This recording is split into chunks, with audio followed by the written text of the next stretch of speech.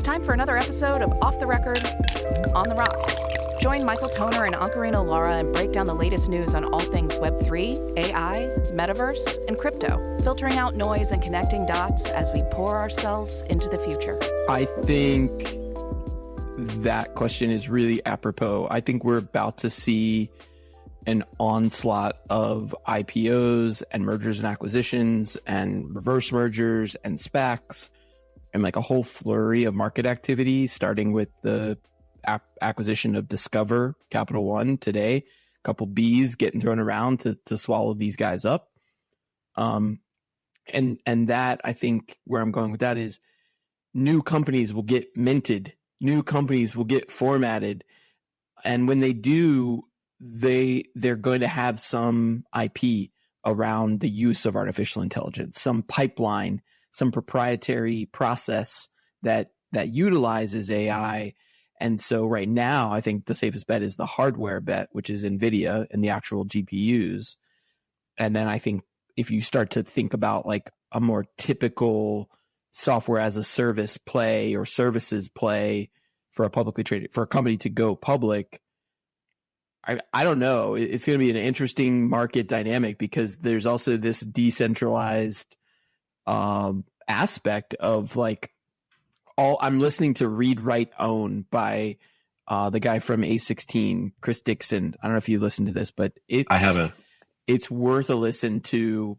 And he's outlining the three generations of the internet. He talks about the history of Web 1 and protocols and HTML and how email is like, if you built a business on the back of email, you know, people forget. It's why newsletters are having a renaissance. He talks about this. It's because the email is an open protocol.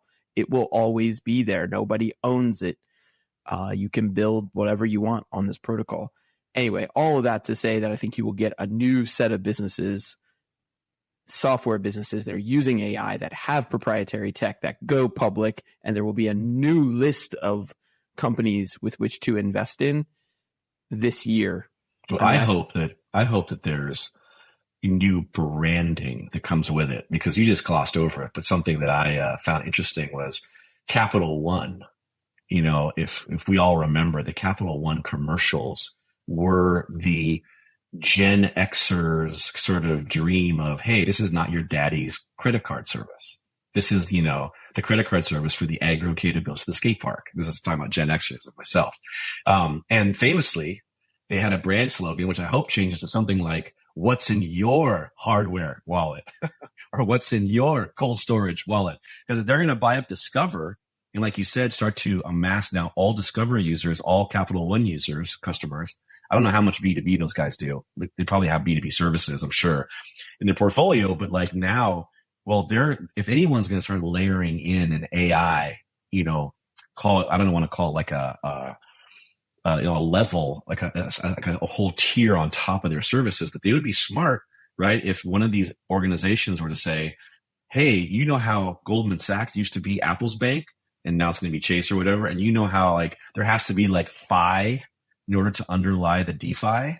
Then if that's true, well, what if you have Phi as a service where it isn't DeFi, it's actually centralized, but you, Michael and I, and me, we can like build an application on top of the transaction system that Capital One and Discover will enable to new companies. Like that's you say, right. New companies, minted, new networks. New networks, and you got to listen to Read, Write, Own.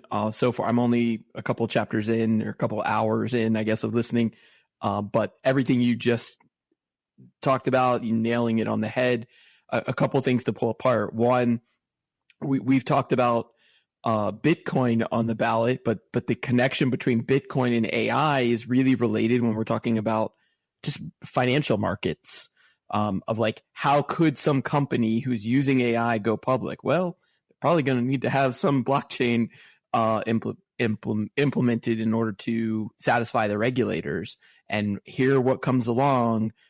And we definitely can take a deep dive on AI, but what comes, the Senator Warren now has this crypto attorney coming off the sidelines to run against Elizabeth Warren. And then I just saw, not more than an hour ago, I think I just texted this one to you, that the SEC crypto litigation unit leader, So somebody who was working for the SEC to prosecute crypto is leaving to join a pro crypto firm, basically, like a firm that's actually protecting Coinbase, the nation's largest crypto exchange. So really interesting to shake up there from a legal perspective. Then you've got this opponent coming against Elizabeth Warren, which will absolutely drive this Bitcoin and tokenization of assets conversation into the mainstream around the election. And then what you're talking about is most people are out there feeling good in February, coming off of Martin Luther King Day, coming off of President's Day, rolling in. We got an extra day in February. I'm sort of looking forward to it. Leap day, baby. Leap day. Yeah. We got an extra day to get our New Year resolutions, to make some more money, to meet all of our regulations and goals. And we got to sneak it in before the IRS.gov is going to say, I'm sorry, TurboTax, but we're about to eat your lunch. And also right before the halvening.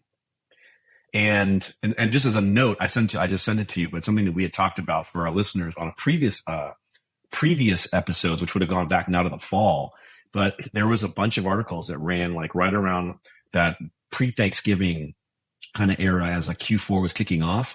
And there were all these questions, and a lot of the questions, which is interesting, or at least the news articles were written as like Republican senators are concerned. It was always somehow the GOP was the concerned party here, which is interesting because it seems like Elizabeth Warren is like extra concerned about everything that has to do with anything that the SEC talks about, but she wasn't talked about. But they were concerned is because they want Gary Gensler to answer the question, hey, why are so much of your staff quitting? And where are they going? And he refused to make any answers. But like what you're saying, and we saw this happen when Coinbase, remember, you want to rewind time back to 3-4 years, Coinbase goes IPO. And what did we see when they did and they rang the bell? Well, they had just brought over a couple of key hires, right? It was like the head of marketing marketplace for Facebook coming into there, or the head of this, or they even, I want to say, had someone from the SEC who popped in, or from a bank, and then like left some number of months later. So I think we're going to start to see that revolving door where as soon as, you know, hey, look, if you're able to get billions of dollars by shaking people down, and you know, that's your SEC job, and then one day suddenly everyone is legit, or rather everyone has paid their fine, then there's no one else to shake down. So yeah, you probably are like, hey, I can go to the other side and maybe, you know, take my expertise about how to keep our noses clean as we, you know, work on the next protocol. I think that's right. And when you say the next protocol, I'll take this back to the Capital One acquisition of Discover, these new networks we talked about this had to have been more than a year ago. So early episodes about these new network effects of brands, where it's like you're going to have like one financial services company, you know, you're going to have one brand company, you're going to have one retail company. We talked about it in the context of like, okay, once, you know, Starbucks and Delta are aligned, and then they have a partnership with Citibank or Amex for rewards. Okay, like that little node, that little network of a financial services company, a strong brand, a retail front end, you know, an actual brick and mortar presence, like all of the things that would typically make up an independent business now get almost, quote, decentralized. These new networks. A DApp? Is it a DApp? It's like I like that. I like exactly a decentralized application. I mean, it's like you say, the combination of those things are really just tying endpoints to various either traditional or new blockchain endpoints, and saying this little unit, this little program, the old way we'd say was an executable program. The new way we say is an executable application. Maybe this new is the DApp. I don't know what read, write, own says, but we're going to have to figure out a way where all of those parties or characteristics that you just described that plug in, the airline, the coffee retailer, the financial services institution, are who then owns. You know that's where I was going. Yeah, and where is the ownership? Well, in Read Write Own, he's talking a lot about exactly how blockchain is going to upend this whole model in new ways to tokenize ownership, you know, to have fragmented ownership, partial ownership spread out amongst a decentralized.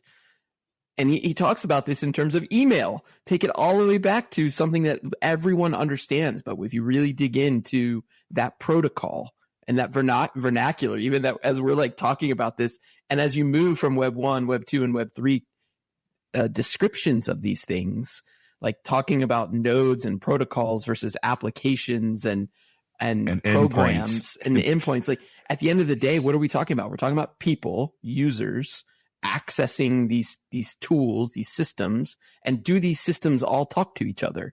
Put it back into the rewards point ecosystem of like, I want my rewards points to work within this ecosystem.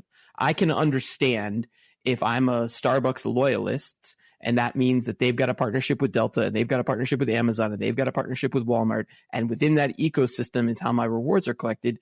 I'm probably not going to go to Dunkin' Donuts, but I need those new ecosystems to have incentives for new types of ownership. How is it going to incentivize me across this network?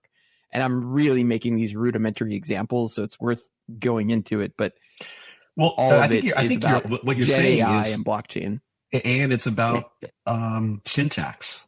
And maybe this is something where I'm not trying to be like funny or cheeky, but it may end up sounding that way, because what was the origin of Web 1, of the internet?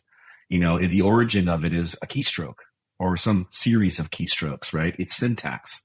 And if you have an error in your syntax, you have a period or a comma or the slash going the wrong way, then the whole thing doesn't work, right?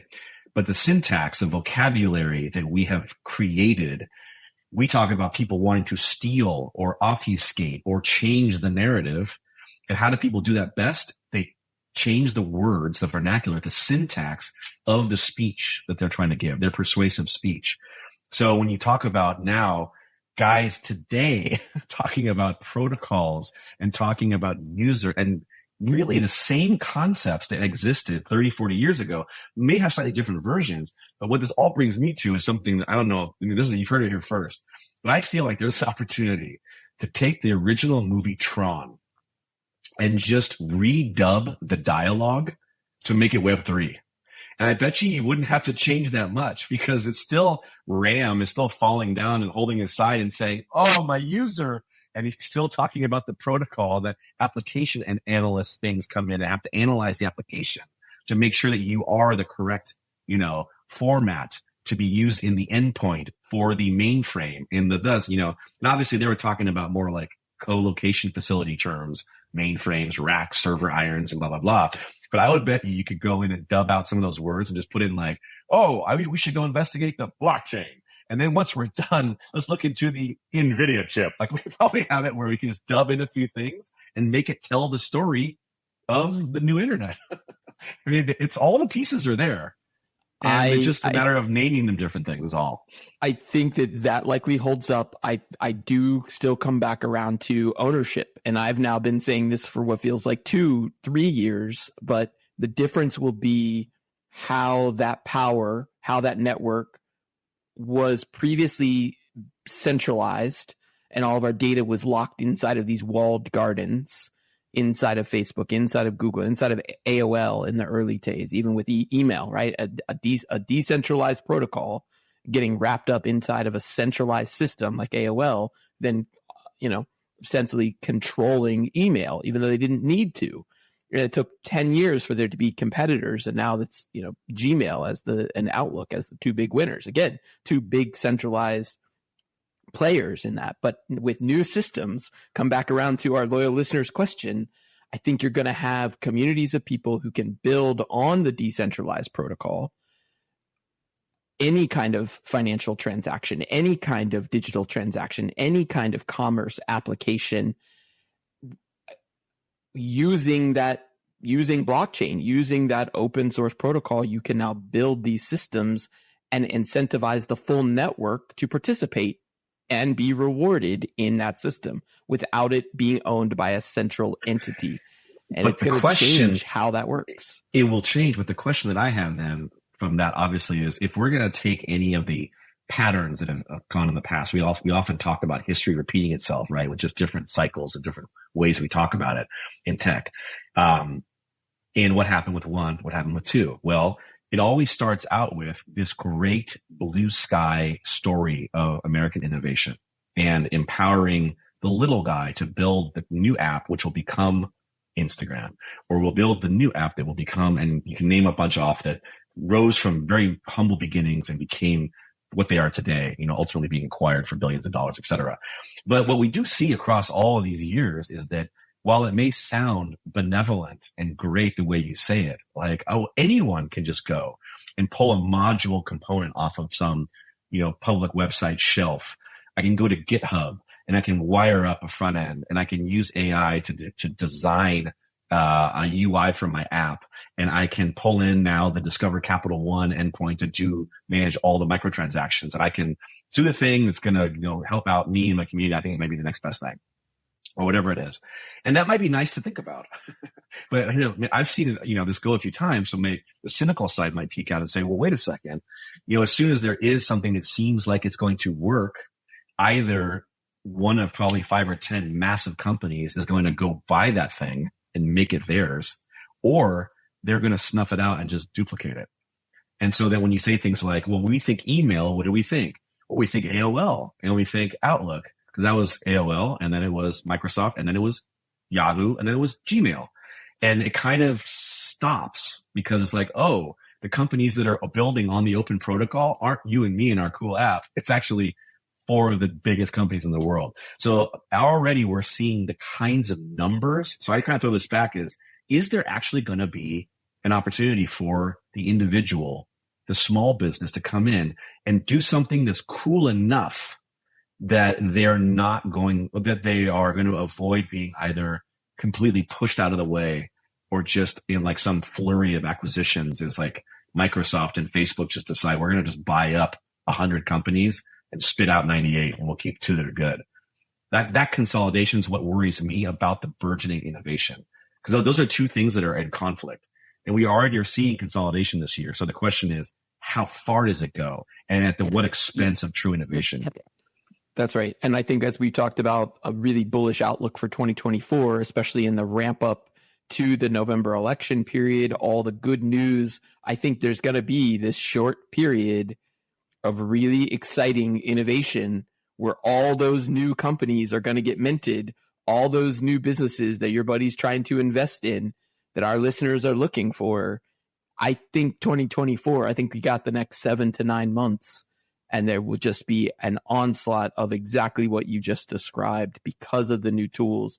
I'm hearing, again, I think it was Alexis Ohanian, the founder of Reddit. And this guy, 776 Fund, is talking about that we're probably going to see the first sole billionaire founder, a single individual who, through the use of AI, can run and operate a software as a service business to $1 million exit by themselves. They can reach that scale using the AI. They can invent something. Billion with a B. That's how, and that we'll see the first individual founder reach that kind of scale. And I think that's wild to think about. But well, I think it also sounds like Alexis would like everyone to think that's going to be him. Yeah, but let's He's use promoting this himself as our segue into the deep dive around AI. Why is that the case? I mean, we can unpack Sora. We can unpack just the fear, uncertainty, and doubt that is running, while simultaneously the optimism around what AI is going to be able to do in the marketplace. I think we're seeing this crazy curve of the hype and the excitement over the last 12 months, and the hype and the excitement over OpenAI. It's like peaking, right? It's peaking. And at the same time, you're starting to see this, the trough of disillusionment, as Gartner's hype cycle would call it, before we get to the plateau. But right now, in that hype, everyone's worried about, oh my gosh, you can create a full movie. These videos that are coming out from Sora, what does it mean? Who owns it? Where did the input come from? All these questions that you and I have been talking about. The mainstream general public is getting exposed to this. There's dialogues happening from people who've never played with any of these tools, debating what it's going to mean, what it means for this industry, what it means for marketers, what it means for creatives. Where's Photoshop? Where's Adobe? Everyone's like, this hype and excitement, but nobody knows what to do with it. The people who are building right now to make use of these tools inside of, to create real business value, to create efficiencies, to drive accuracy, whatever the AI is going to do that actually has got value associated with it is happening right now. And we will see, I think, the fruits of that in the investment and in the funding over the next 7 to 10 months. Well, and I think it's worth noting that the next 7 to 10 months happen to be a very specific time of life for all of us. And for all the reasons we've already said, it is an election cycle. There are a plurality of people, both in the crypto space, the Web3 space, and in the political space, who are going to be in trials and in courtrooms for this entire 7 to 10 months. It's also the window of time when our own IRS has basically said, we don't want to know about anything that you're doing. You got to let all this stuff flush out. We're going to let you guys kind of just go wild. And it feels a little bit like that, we're at the Coliseum, gladiator style. And sometimes you're, a single gladiator and there's 4 guys and a lion. And sometimes you're a single gladiator and there's just one chump. You don't really know what you're going to get on a given day. You could end up accidentally going head to head with Netflix, or you can end up accidentally going head to head with the guy next door building the same app you are. This uncertainty, like you said, this nice little window does allow also for people to, I think, step way outside their comfort zone. Absolutely. Really push outside the lines. And then as we see towards the end of the year, when we start to have that retracement, maybe really what is going to be the next, 3 to 5 core AI use cases, it will almost create its own version of market segmentation. And we have this idea it's going to be medical and education and gaming, because that's all we know. That's Web 1, that's Web 2. Well, AI doesn't play like that. You can put an AI thing on top of gaming or on top of medicine. Does that mean you've innovated? I don't know. But if you actually say, well, AI now has these use cases that are outside of traditional psychographic targets or market segments, that to me is that when AI shows its power. Right. And when it can move across different networks, meaning it has implications for retail, it has implications for financial transactions, for every transaction, every social interaction, everything I create can be captured. The value can be captured from it. I don't know. I see this moment of innovation wide open. It does feel like it was by design to buy exactly that amount of time. And then, yes, you will flush it out. The other thing is just think about the market conditions. We've seen massive layoffs, all the big tech companies. Sad, the fear of AI replacing my job. And what is going to come from that? A period of innovation. All of those people who wish they could have been using these tools to make their jobs more efficient, to do their job better, faster, are now going to go do it themselves. They're going to invent new networks. They're going to create the new tools. The venture capitalists are coming off the sidelines. The big guys are going through M&As. Everyone is figuring out what the new economy is going to look like. And I think as those businesses start getting funding, as the bigger already established businesses really start to build out these new teams of people, it's going to bring the humans right back into the equation with new tools to be better, faster, and more efficient. And that's it. That's it. I mean, over time, what do you call it? The trough of discontent, the uncanny gulch, the weird thing where everyone doesn't know what's going on. Yeah, the trough of disillusionment. The disillusionment is one where I actually counseled a bunch of people. I just saw this last weekend at a going away party who had just all been laid off, a good segment of them from a variety of jobs, some of them Hollywood related, some tech related, et cetera. The usual story. February comes, bonus checks hit your inbox or hit your mailbox, and then the pink slip hits your inbox, which is, hey, here's your bonus, but sorry, you got to go. That was the message I left with them, which is, hey, it's going to be a little funky for sure, this little gulch, but then you will steep yourself, whether you know it or not, in these new tools. And when you return, it may not be the exact same looking job position remit that you had before, but it's going to be in something you care about, and it's probably something you still are interested in and passionate about, and it's going to make you better. It's going to optimize you, because we all know in our daily lives there is an amazing amount of busy work, of routine work, of habit work, stuff we do. We don't even think about it as being bad because we've never known any different. And that's where I say, we can guess about what AI is going to be doing, but it's the people who have to sit down and actually start developing it that are really going to drive that. And just to jump really quick to the side on that, because one of the things that I don't think anybody appreciates is the concurrent hardware configurations of current devices. And that goes from everything from your iPhone all the way to the server racks that are running in like the Oregon Colo for AWS and all the hardware that works in between those things. It isn't ready for AI. And that's something that we just opened the podcast with, which is NVIDIA, who is a visualization chip company, is right now at the forefront, because right now you have to see it to understand it. But our pal Sam Altman, who is the sometimes on again, off again CEO of OpenAI, and now like everyone's pal at Microsoft, I found a really interesting article where he is out talking to a gentleman named Omar Al-Olama. Okay. And who is Omar Al-Olama? Well, Omar Al-Olama is the UAE's, the United Arab Emirates' AI minister. There is actually a person, which I don't think have in the United States government, right? If I'm not mistaken, we don't have like an AI secretary of AI. I think they just put somebody into a high level AI position. I'm going to look at it. Okay. Well, apparently, so we're talking about like all these really great, interesting ways that AI is going to be changing for the better all these different parts of our lives and industries. But then I thought of one side of their mouth, but on the other side of Altman's mouth, they keep reiterating this rhetoric, which is we cannot let AI take control of nuclear weapons, right? You keep hearing this. AI can't. Yeah, we talked about this. Like you can't have nukes. It's the entire plot of the movie of The Creator, right? You can't have AI flying around just nuking stuff because it thinks that there's a problem or whatever. And I think everyone in their right mind would agree that's a true statement. But what makes those two things funny was Sam Altman saying we need to develop more chips, more hardware. It's not NVIDIA. It's like this new thing called an AI chip. It's a new GPU. It's a new everything.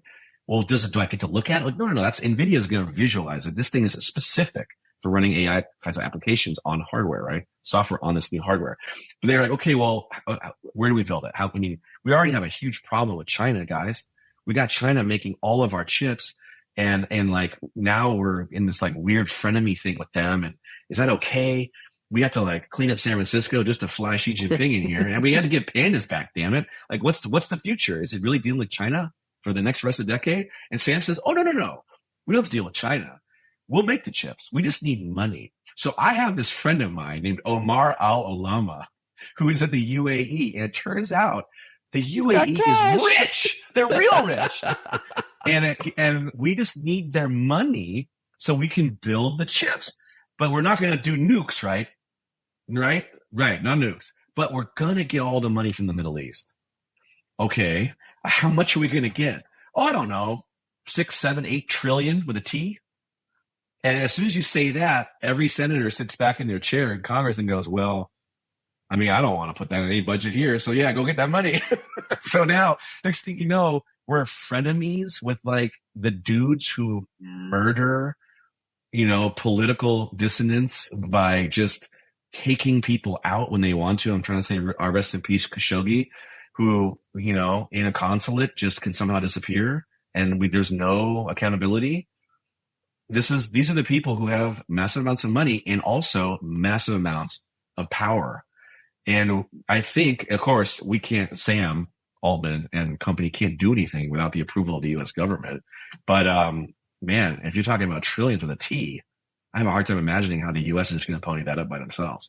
Right. And isn't it a good thing to sort of take that money away from the UAE in terms of their own development? So like everybody wins.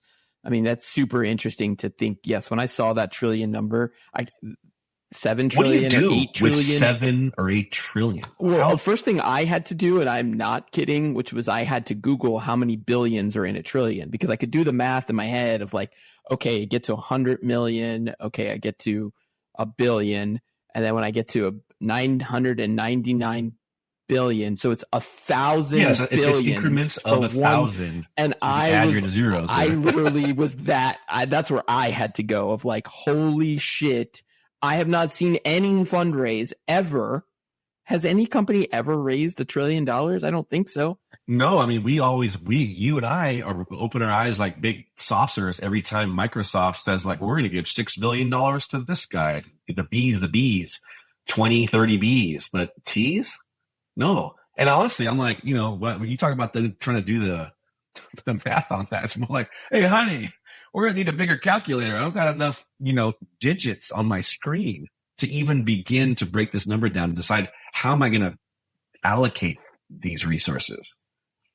And what exactly is the most expensive budget line item if the budget is 7 trillion? And also, what's the timeline? Is it a year or 5 or is it 6 months? Like, no one tells you, hey, I want 7 trillion. But the next question I think I would ask is, when are you going to need 7 more? It probably doesn't end there. And like you're adding an ADU to your house. You already know it's going to cost twice as much.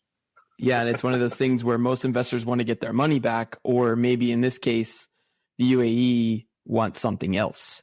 And I think that's really, really, really fascinating given the geopolitical landscape currently, given what's happening, not to mention Putin, Navalny, thinking Trump, thinking war in Gaza. Like, think about all of those at play, and we are pulling the thread on AI regulation and new companies being formed and funding around AI innovation in America.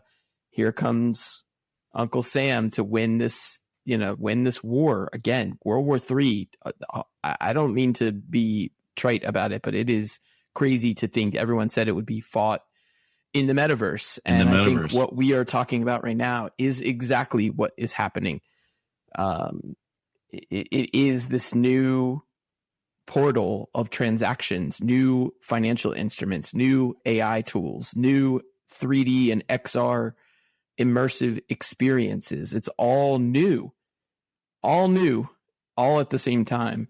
And and just maybe to kind of let that sit at the high level, let's bring it back down. I don't want to, maybe I do want to liken it to propaganda, but there's a certain element of propaganda, a certain layer, a propaganda layer, which maybe it's just talking about changing the narrative, but really, let's say you think about a war, some of the wars that we fought, and the way that the United States positions the war, why it is that you would want to be, why Americans should want to be involved, even if some people just from a pure conscience standpoint say like, I can't be involved in this. So over the years we've seen, it's about giving more jobs to the American, women in the workforce to keep our boys safe in World War II and bring them home. It's, let's demonize these enemies and call them subhumans and make people believe that what we're doing is important. There's all these different ways that governments sell wars or sell conflict into people. And AI it's on a battlefield right now. Like it is something that is being, a war is being waged. And we talk about all these things that are these big kind of high level moving pieces that really I don't think hit the radar of most folks. I mean, maybe our listeners. But the things that do hit are, AI is in the writer's room in Hollywood. And obviously in Los Angeles, that's a really big deal. So people in LA are highly focused on AI for that use case.